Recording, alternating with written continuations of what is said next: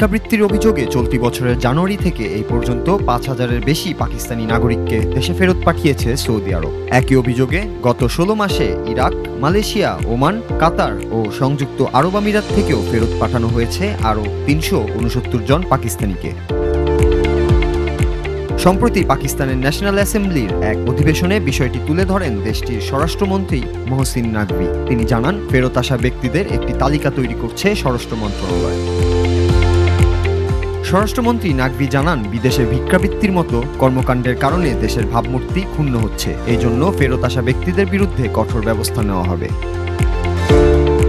এইসব নাগরিকের পাসপোর্ট বাতিলের পাশাপাশি তাদের বিরুদ্ধে ফৌজদারি মামলার প্রস্তুতিও চলছে বলে জানান ওই মন্ত্রী। নাকভি আরও বলেন, যাদের পাসপোর্ট বাতিল করা হবে আগামী ৫ বছর পর্যন্ত নতুন পাসপোর্টের জন্য আবেদন করতে পারবেন না তারা। দীর্ঘদিন ধরেই পাকিস্তানি নাগরিকদের বিদেশে গিয়ে ভিক্ষাবৃত্তিতে জড়িয়ে পড়ার ঘটনা দেশটির জন্য এক ধরনের সংকট তৈরি করছে। দারিদ্রতা ও উন্নত জীবনের আশায় অনেকে ভুয়া এজেন্টদের মাধ্যমে মধ্যপ্রাচ্য সহ বিভিন্ন দেশে পাড়ি জমান, কিন্তু কাজ না পেয়ে শেষ পর্যন্ত অনেকেই ভিক্ষার পথ বেছে নেন।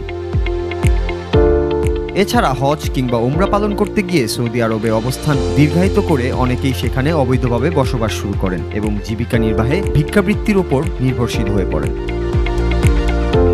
এই পরিস্থিতি ঠেকাতে পাকিস্তান সরকার নানা পদক্ষেপ নিলেও বাস্তবে এর কার্যকারিতা সীমিত। সংশ্লিষ্টরা মনে করছেন, এর ফলে আন্তর্জাতিক অঙ্গনে পাকিস্তানের সুনাম ক্ষুণ্ণ হচ্ছে।